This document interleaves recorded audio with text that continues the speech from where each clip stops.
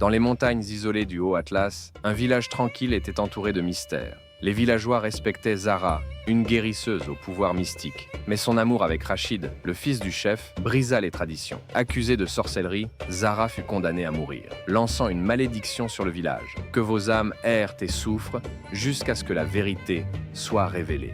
Après sa mort, le village fut frappé par des calamités.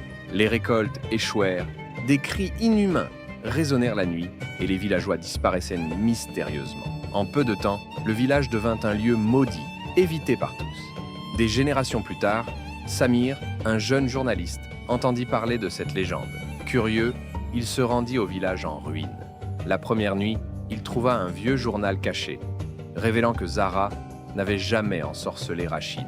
C'était la jalousie de son père qui avait causé la tragédie. Alors que Samir lisait le journal, la silhouette fantomatique de Zara apparut. Elle lui demanda d'exposer la vérité.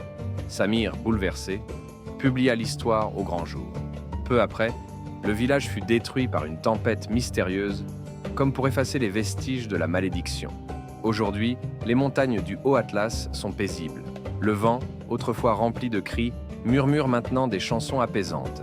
Signe que la paix a enfin été restaurée, Zara et les âmes perdues ont trouvé leur repos.